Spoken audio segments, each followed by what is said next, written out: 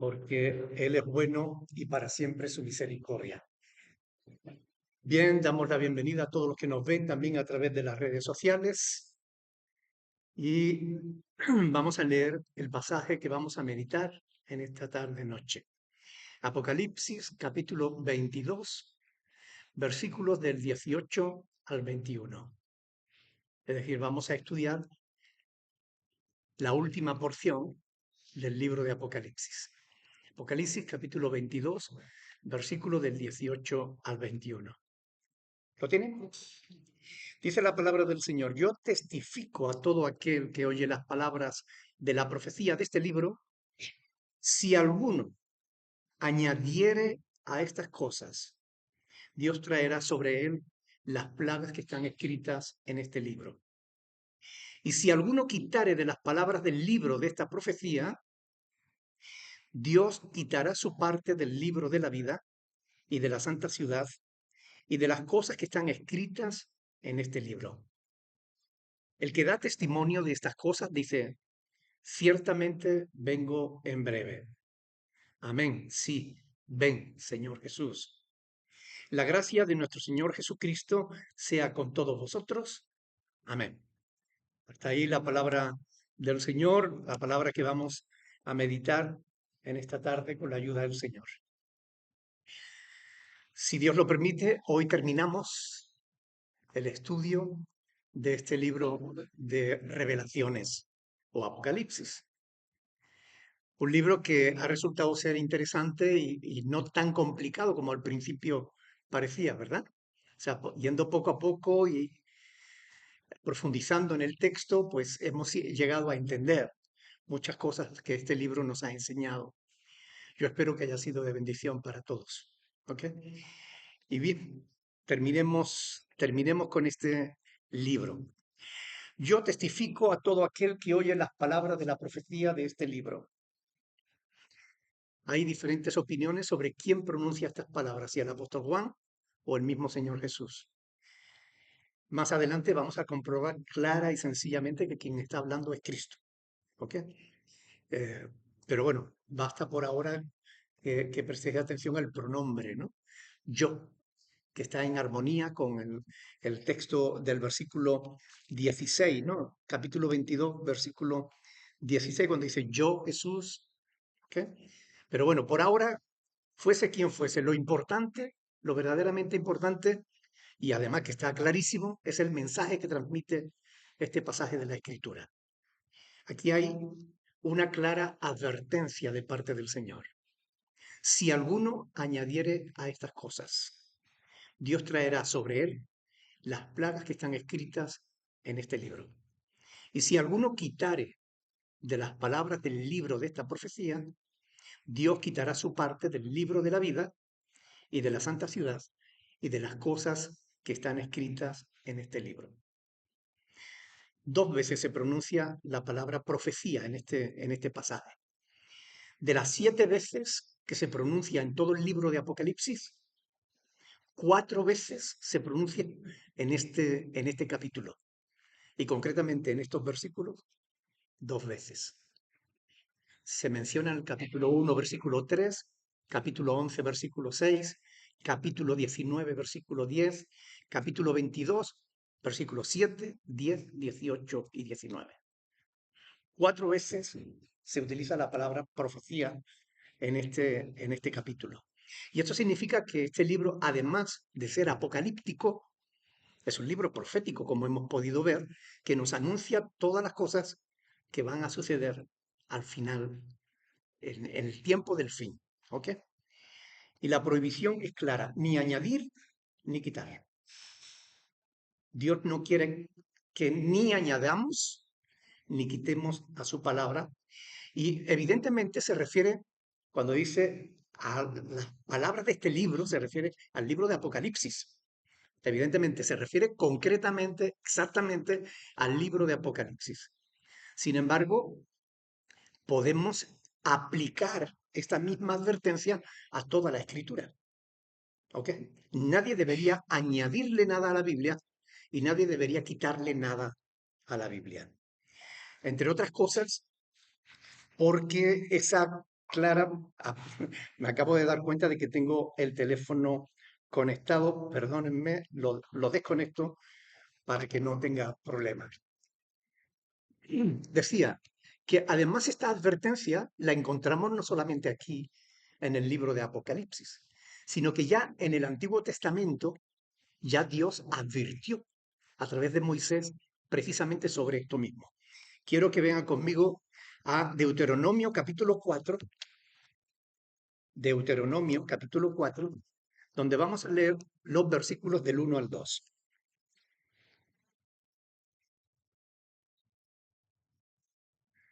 Deuteronomio 4, del 1 al 2.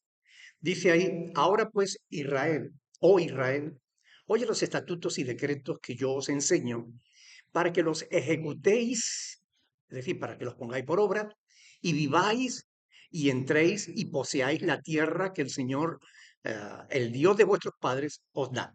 Y dice, presten atención, no añadiréis a la palabra que yo os mando, ni disminuiréis de ella, para que guardéis los mandamientos del Señor vuestro Dios que yo os ordeno. Es decir, ya en Deuteronomio, al principio, en el Pentateuco, ya se estaba anunciando esta misma advertencia. Dios no quiere que se añada nada a sus palabras, pero que tampoco quitemos nada de su palabra. Un poco más adelante, en Deuteronomio capítulo 12, versículo 32, 12:32, dice, cuidarás de hacer todo lo que yo te mando. No añadirás a ello, ni de ello quitarás. Es decir, esa es la voluntad de Dios. En el Antiguo Pacto y en el Nuevo Pacto. En el Antiguo Testamento y en el Nuevo Testamento. Al principio de la Biblia y al final de la Biblia. Dios está diciendo que no añadamos nada a las Sagradas Escrituras, ni de ella quitemos absolutamente nada. Y aquí es importante señalar que a partir de 1960, a partir de la década de los 60, empezaron a hacerse Biblias mutiladas. En 1960, todas las Biblias tenían el mismo contenido, excepto, como ustedes saben, las Biblias católicas que añadían libros que no son inspirados por Dios y por tanto no son palabra de Dios. Ellos están infringiendo este mandamiento de Dios, del Antiguo y del Nuevo Testamento. Judith, Paralipómeno, Macabeos, Sabiduría, son Tobías, son libros apócrifos que no son inspirados por Dios, pero que tú abres una Biblia católica y allí los tienes. Son añadidos que Dios prohíbe hacer, pero ahí están. Y no solo la Iglesia Católica, sino que la Iglesia Católica Romana, sino que a partir de la década de 1960, muchas iglesias evangélicas empezaron a hacer lo mismo.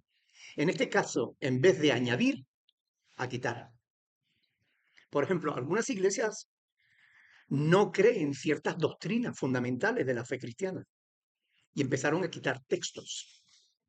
Entonces decían, en otros manuscritos aparece también esto, pero ellos habían suprimido eso. Y no es cierto. Los textos más antiguos que tenemos en las Sagradas Escrituras son los códices eh, mayoritarios, es decir, el texto masorético del Antiguo Testamento y el texto bizantino del Nuevo Testamento. Son los originales más antiguos que tenemos de la Biblia. Todas las Biblias se tradujeron de lo que se llama el texto mayoritario. ¿Qué es eso? El texto masorético del Antiguo Testamento y el texto bizantino o mayoritario, el texto refectus del Nuevo Testamento.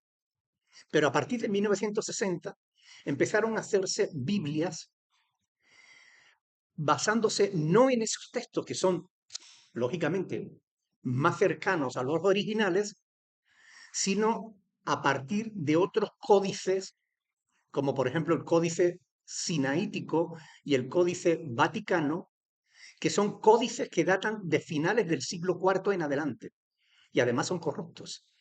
se saben que contienen herejías, que tienen enseñanzas que no son palabra de Dios, pero ahí están. Biblia Nueva Versión Internacional, Biblia Traducción en lenguaje actual, Biblia Dios habla hoy, Biblia La Palabra Viviente, Biblia Nueva Traducción Viviente. Muchas Biblias modernas se han traducido no de los textos originales, sino precisamente de estos textos que son corruptos, infringiendo claramente este mandamiento de la palabra de Dios. Porque ellos quitan algunos versículos, los sacan, los borran. Por ejemplo, textos en los que se dice Jesucristo el Señor. Se pone Jesucristo y no ponen el Señor. ¿Por qué quitarle títulos a Cristo? Son infracciones de este mandamiento de Dios. Todas estas personas que están haciendo este tipo de cosas van a tener que rendir cuenta delante de Dios, porque escrito está en su palabra: ni añadirás ni quitarás nada de ella. Por eso, sobre tales personas pesa una clara maldición de parte de Dios. La maldición divina que se establece aquí en este pasaje que hemos leído del Apocalipsis no deja lugar a la duda. Dios afirma que castigará dura y claramente a quienes infrinjan su voluntad, añadiendo o borrando textos de la Biblia. Y les amenaza no solo con las plagas que hay en el libro de Apocalipsis, sino también con quitar su parte del libro de la vida. Y esto último es muy curioso porque deja entrever que Dios se está refiriendo a creyentes, porque si estaban en el libro de la vida y Dios va a quitar su parte del libro de la vida, es porque estaban en el libro de la vida. Algunos creyentes van a ser castigados de esa manera. Es fuerte, ¿no? Pero es la verdad. Y de estas cosas, cuando las estudiamos, es para nuestra enseñanza. Es para que andemos en el temor a Dios, que es el principio de la sabiduría. Todo el que ande en contra de la voluntad de Dios, claramente establecida en su palabra, es un necio, es un loco, porque sabe que tarde o temprano va a tener que rendir cuenta delante de Dios. Así que la palabra de Dios termina de esta manera. Todos los cristianos deberíamos usar la palabra de Dios con un respeto sumo, especial, de manera que no cambiemos la verdad por la mentira. El teólogo Barton Bruce dice: ninguna explicación ni ninguna interpretación humana de la palabra de Dios debe estar por encima de la autoridad del texto mismo. Ustedes saben que existen Biblias de estudio, ¿verdad? Yo aconsejo que los creyentes no compren Biblias de estudio, porque todas esas Biblias de estudios contienen explicaciones, interpretaciones humanas de los textos. Por ejemplo, los que no creen en la Trinidad comentan: ve aquí, Cristo es el Padre, es el Espíritu Santo, es el Hijo. Y esos comentarios confunden a la gente que los lee. Los pentecostales, que creen que si tú no hablas en lengua, tú no tienes al Espíritu de Dios, cuando dice, y estos hablaron en lengua, dice: ve, si tú tienes al Espíritu, tienes que hablar en lengua. Pero eso no es lo que dice el texto. Entonces, es preferible tener Biblias sin ningún tipo de comentarios. Biblias que lo único que contenga sea el texto bíblico, la palabra de Dios. Esta Biblia no tiene ni siquiera encabezados, que todas las Biblias suelen, cada perícopa, cada porción bíblica tiene un título. Esos títulos no son palabra de Dios. Y esos títulos te pueden condicionar a la hora de interpretar el pasaje que tú vas a leer. Por tanto, es preferible buscar Biblias que no tengan comentarios ninguno, para que lo que tú estés comiendo y bebiendo sea palabra de Dios y no palabra de los hombres. Amén. Fíjense que en segunda de Pedro, ustedes lo conocen, segunda de Pedro, capítulo 1, versículo del 20 al 21, dice que ninguna profecía de la palabra es de interpretación privada, sino que los santos hombres de Dios escribieron siendo inspirados por el Espíritu Santo. Una de las normas principales de la hermenéutica es que la Biblia se interpreta a sí misma. Es decir, para interpretar un texto debemos buscar esa misma enseñanza a lo largo de toda la Biblia. No que un texto sin su contexto es un pretexto, ¿verdad? Esas son normas de la hermenéutica. La hermenéutica hay que tenerla en cuenta si queremos hacer una buena interpretación de las Sagradas Escrituras. El mismo apóstol Pablo también anatemiza, es decir, pone una maldición sobre todo aquel que predica un evangelio diferente al que hemos recibido. Dice, mas si aún nosotros o un ángel del cielo os anunciare otro evangelio diferente al que os hemos anunciado, sea anatema, es decir, quede bajo la maldición de Dios. Como antes hemos dicho, también ahora lo repito, si alguno predica diferente evangelio del que habéis recibido, sea anatema. Gálatas capítulo 1, versículos del 8 al 10. Es la misma maldición que Cristo determina a quienes quitando o añadiendo distorsionen el mensaje de la palabra de Dios. Es importantísimo, por tanto, prestar atención a los predicadores. Es muy importante que ustedes estén siempre pendientes, con las antenas puestas, a ver si lo que el pastor Nicolás está diciendo coincide o no con lo que dice la Biblia. A ver si lo que dice el pastor Andrés es o no es de verdad lo que está diciendo las Sagradas Escrituras. Porque ustedes son responsables delante de Dios de lo que creen. Ustedes tienen la Biblia, ustedes tienen al Espíritu Santo, deben analizar las Sagradas Escrituras. Toda predicación, toda enseñanza, toda doctrina debe ser filtrada a través de las Sagradas Escrituras. Deben tener claro que cualquiera que haga eso, que añada o quite algo de la palabra de Dios, está enseñando contra la voluntad de Dios. No está sirviendo a Dios. Y es muy importante que entiendan que si alguien está enseñando contra la verdad que tenemos escrita en la palabra de Dios, ya sea quitando o añadiendo algo, estás escuchando a alguien que te aparta de la verdad. Estás escuchando a alguien que te aleja de Dios, a un falso profeta.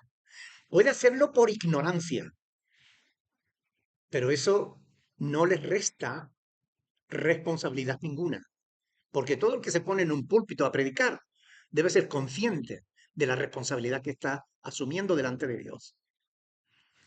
Todo el que predica, todo el que enseña debe ser consciente de que está asumiendo la responsabilidad de que después Dios le va a juzgar conforme a lo que haya enseñado.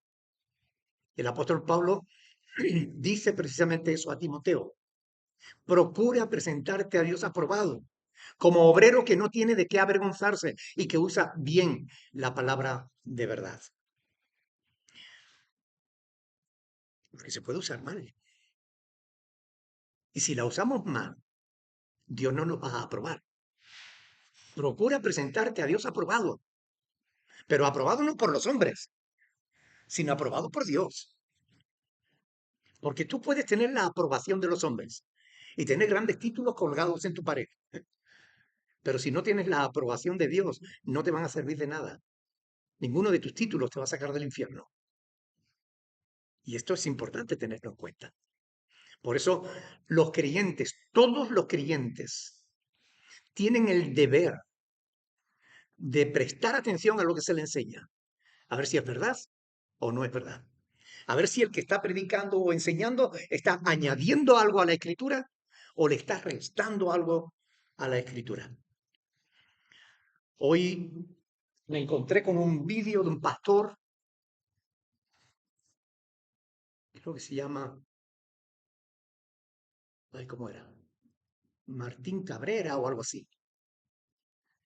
Y empecé a escucharlo y era terrible la cantidad de cosas que le añadía al texto. Porque la Biblia dice claramente esto, esto, esto, pero te citaba el texto y el texto no decía nada de lo que él decía. Era su interpretación de ese texto. Porque Cristo bajó a los infiernos. ¿Dónde dice la Biblia que Cristo bajó a los infiernos? La Biblia dice que Cristo defendió las partes más bajas de la tierra, pero no habla de nada del infierno. Y cuando el apóstol Pedro habla de que predicó a los que en otro tiempo, durante el diluvio, dice, fue allí a predicarle y los que creyeron, esos son llevados al cielo. Cristo no fue a predicar para que se arrepintieran ni para que se salvaran. Después de la muerte nadie tiene una segunda oportunidad. Eso no está en la Biblia. Cristo fue allí a declarar que él había vencido el pecado. Él había vencido la muerte, había resucitado conforme a lo que se había prometido. Pero era un error detrás de otro, detrás de otro, detrás de otro. Y tiene un montón de seguidores. Gente que dicen amén a todo lo que él dice. El creyente tiene que estar alerta. El creyente tiene que estudiar las escrituras. Tú eres responsable delante de Dios de lo que crees. Tienes la palabra de Dios, analízala. Cuando yo digo que eso está, que algo está en la Biblia, tengo que demostrar que está en la Biblia.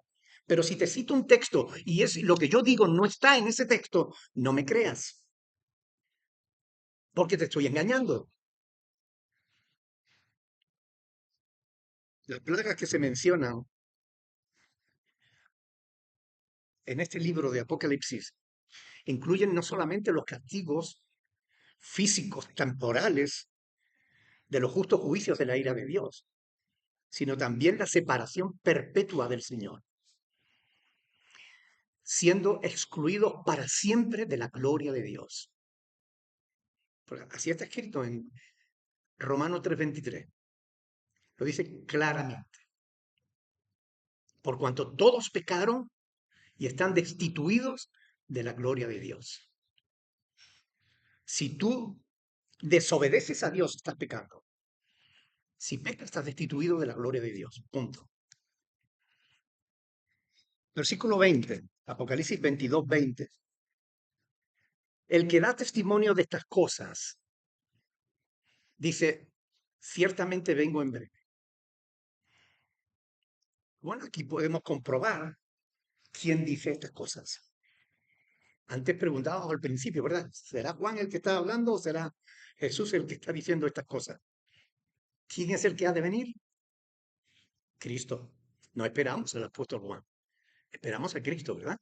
Por eso el que da testimonio de estas cosas dice, ciertamente vengo en breve. Así que estas palabras son de Jesús. Es Jesús el que da esta advertencia de que nadie añada ni quite nada de su palabra.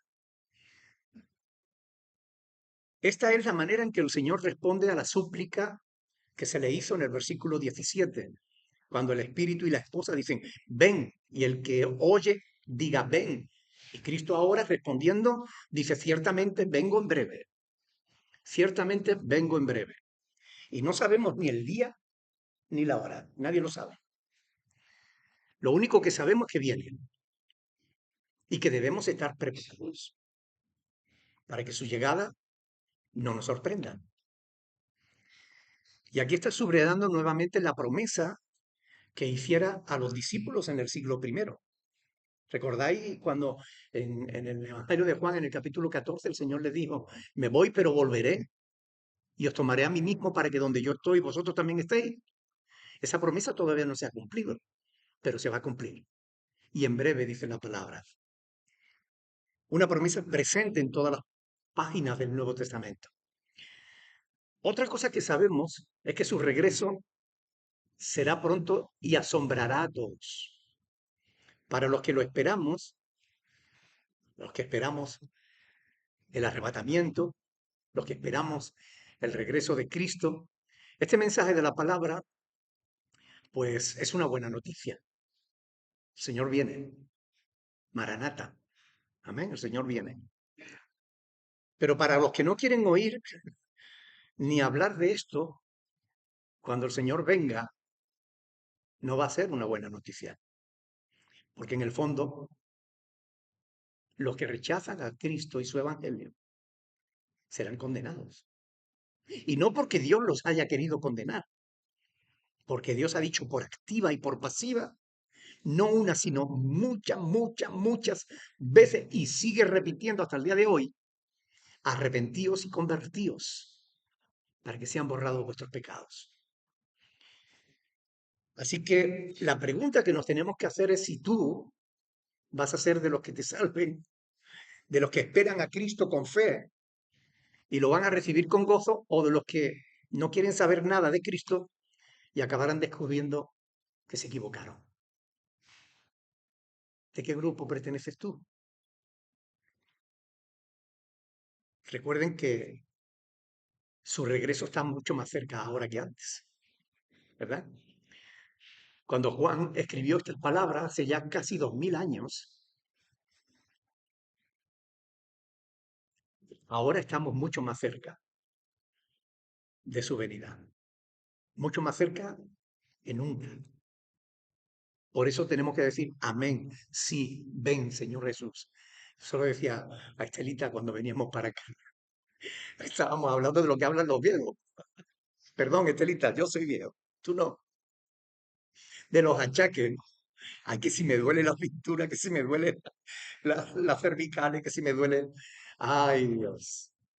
Y decíamos, a ver si viene el Señor pronto, nos da un cuerpo nuevo y nos quita todos los achaques. Qué ganas tenemos ya de que el Señor venga, ¿no? Lo que lo esperamos en fe.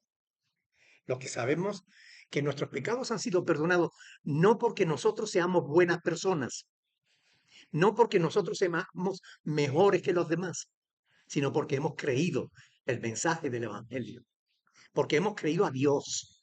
Y el Señor ha dicho que los que creemos en Jesús, no solamente que creamos que Él existe, no, no, no. Los que creemos en Jesús, que sus palabras son verdad. Él ha dicho que nos vamos a salvar. El que cree en el Hijo tiene vida eterna. Y el que rehúsa creer en el Hijo, pues no solamente no tendrá la vida, sino que la ira de Dios estará sobre él. Es palabra de Dios, yo la creo. ¿Y tú? Esta no son palabras de Jesús. Amén, sí, ven Señor Jesús.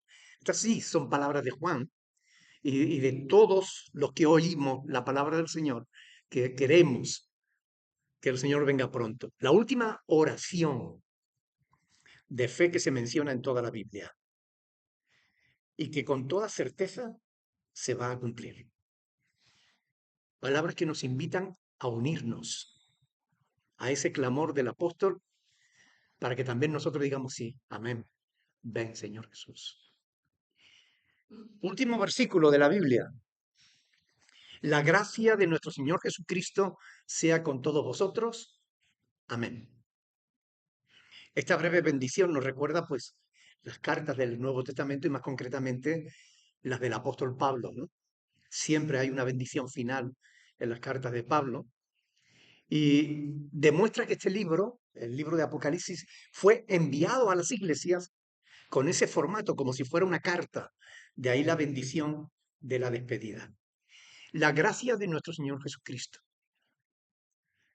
es lo único que necesitamos para mantenernos firmes hasta que Él venga. La gracia de nuestro Señor Jesucristo.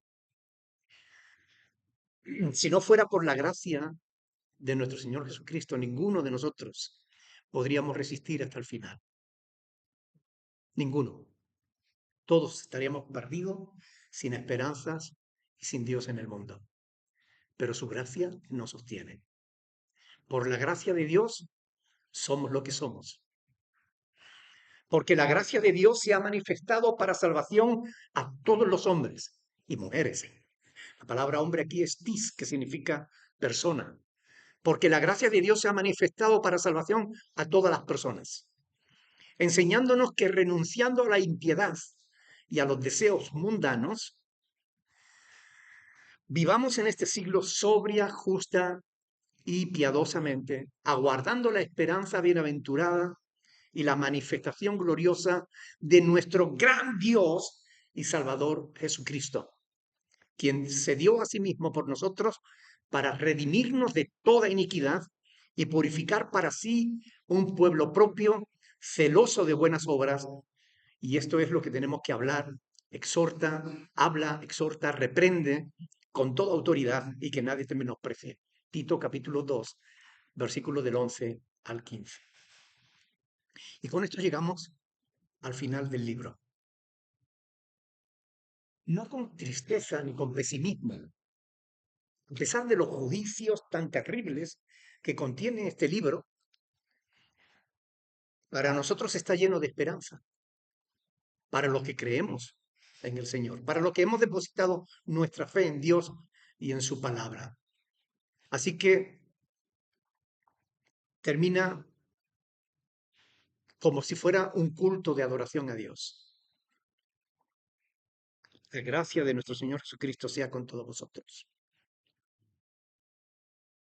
Mientras aguardamos el regreso de Cristo. Hasta aquí la palabra de Dios. Hasta aquí el libro de Apocalipsis. ¿Qué han aprendido de este libro de Revelaciones? ¿Han aprendido algo? ¿El qué?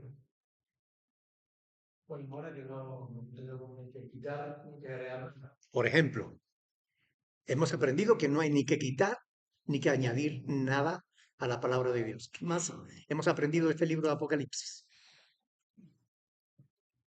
Levanten la mano, que es un libro profético, que anuncia las cosas que están por venir. Ana, que no tenemos que tener miedo. Lo que debemos hacer es estar preparadas. Paco, eso era lo que ibas a decir, ¿no? Estelita, que la iglesia no va a pasar la gran tribulación, porque dice la palabra de Dios claramente que Dios no nos ha puesto para ira, sino para alcanzar salvación por medio de nuestro Señor Jesucristo. ¿Alguien más levantó la mano por allí? Rosita, que debemos mantenernos firmes a lo largo de toda nuestra vida cristiana. Patricia,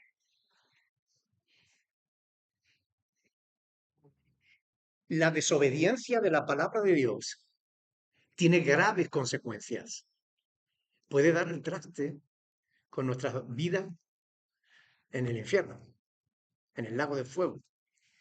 Hemos aprendido muchas cosas. Ahora, ¿esperas, anhelas realmente la venida del Señor? ¿Por qué? Se va a terminar todo el evento y la vida que llevamos, la lucha que tenemos constantemente. Porque todo lo malo habrá pasado, habrá dejado de ser para nuestras vidas. Ahora, ¿cuál cree que puede ser el mayor obstáculo para tu salvación?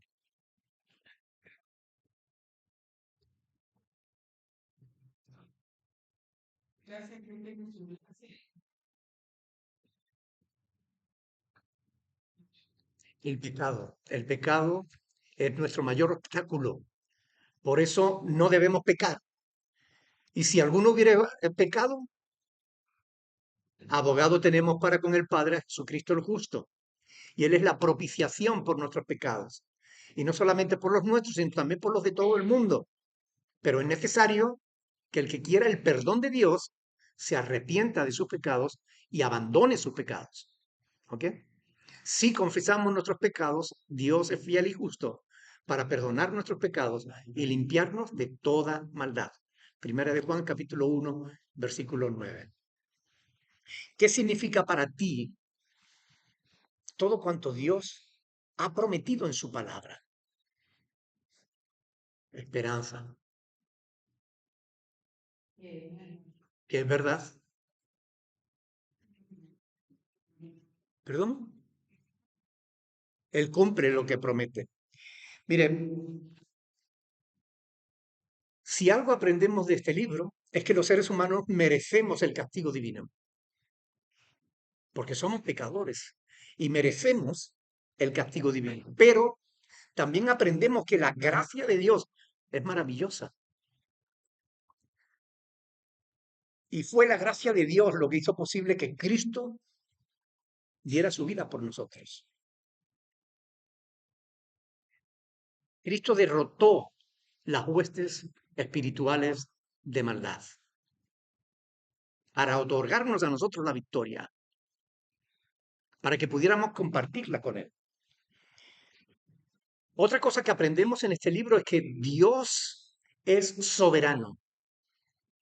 Nadie tiene mayor autoridad, nadie tiene mayor poder que Dios. Nadie. Ni Satanás, ni el anticristo, ni el falso profeta, ni todas las huestes demoníacas pueden hacerle sombra a Dios. Dios es el creador. Otra cosa que aprendemos de este libro es que Dios cumplirá su propósito en esta tierra y en esta humanidad. Dios cumplirá su propósito, porque Dios es fiel, como habéis dicho. Otra cosa que hemos aprendido es que debemos adorar a Dios por su persona y por sus obras. En el cielo continuamente están adorando al Señor. Y nosotros debiéramos adorarle también, porque Él nos ha hecho bien. Hemos aprendido que Jesucristo mismo prometió su regreso para librarnos de la hora de prueba que ha de venir sobre el mundo entero para probar a los que moran sobre la tierra. Apocalipsis 3:10. Hemos aprendido que el testimonio de una iglesia depende de su doctrina, pero sobre todo de su conducta. Hay personas que tienen la doctrina correcta, pero su conducta es un desastre. ¿Podrá la doctrina, el conocimiento de la verdad, podrá salvarlo? No. Si no se arrepiente y cambia de vida, no. Hemos aprendido que en las aflicciones podemos confiar en Dios. No importa cuán grandes sean las dificultades que enfrentemos. Que en los peligros debemos ser fieles a Dios como Dios es fiel con nosotros. Apocalipsis motiva al ser humano a recibir a Cristo como su Señor y como su Salvador personal. Apocalipsis nos llama a ser santos, a tener valor, a no avergonzarnos del Evangelio, a dar testimonio de Jesús, de nuestra fe en Él. Sobre todo, si algo nos enseña este libro, es que el conocimiento de su contenido nos hace responsables delante de Dios. Porque ahora no podemos decirle, es que yo no sabía. No, tú conoces el Apocalipsis, has estudiado el Apocalipsis, sabes lo que está escrito ahí en la palabra de Dios. Yo estoy de acuerdo con el teólogo Juan Carlos Ceballos en que si algo nos enseña este libro es que las respuestas a los problemas de la vida no están en las habilidades humanas para crear un mundo mejor, sino en el regreso del que tiene el poder para controlar el curso de la vida. En medio de un mundo que pretende reducir la verdad a cosas de preferencia personal,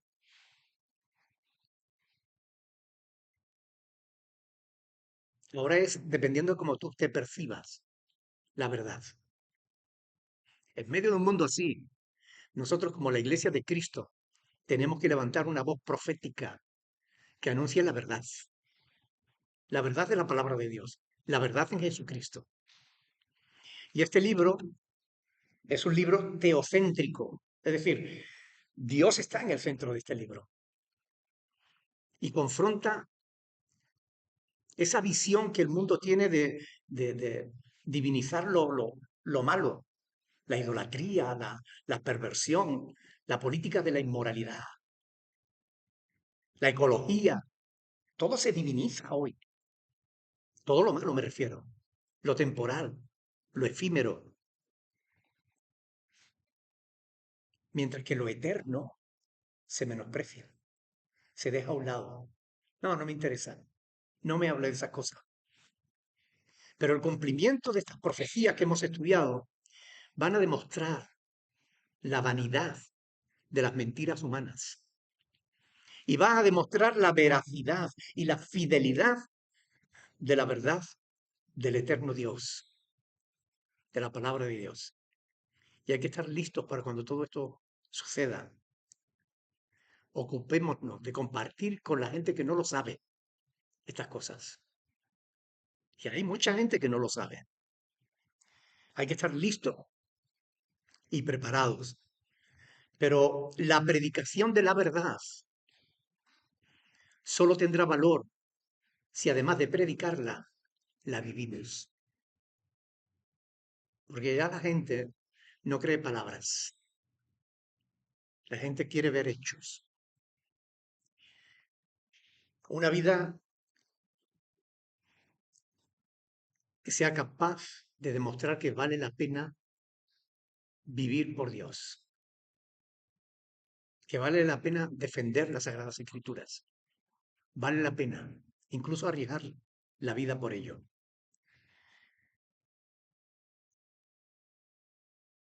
Hasta aquí el estudio del libro del Apocalipsis. Pronto, en cuanto Dios me lo permita, voy a colgar los más, casi 1200 folios que tiene este estudio. Lo colgaré en la página web, como siempre, en formato PDF, en abierto, para que todo el que quiera pueda leerlo, pueda descargarlo. Es curioso, nunca he querido editar mis libros, nunca. Quizás por eso no lo leéis. Si los hubiera editado y lo tuvierais que pagar, seguramente estaríais, si yo anuncio, he escrito otro libro, aquí está el libro, ¿quién quiere el libro? Muchos lo compraríais y lo leeríais. Pero como todos mis libros, que no son pocos, están ahí en la página web, en PDF, para que todo el mundo lo pueda descargar gratuitamente, porque de gracia recibimos y de gracia debemos dar. Todos mis libros están ahí y nadie los nadie los lee. Comentarios teológicos, libros sobre doctrinas, manuales, discipulados, un montón de material. Hasta el seminario que compartimos es gratuito. Poesía, relatos, artículos, reflexiones. Hay multitud de material ahí en esa página web. Visítenla, descarguen ese material que es gratis y úsenlo. Porque cuando se presenten delante de Dios y ustedes digan, es que yo no sabía, y la información que el pastor Nicolás puso ahí en esa página web, la tenías ahí, a un clic, y ni siquiera la buscaste, ni siquiera la miraste. Bueno, ¿alguna pregunta con respecto al libro de Apocalipsis?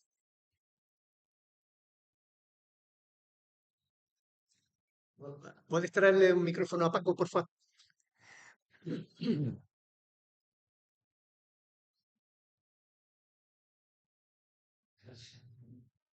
No es preguntas, sino simplemente sí.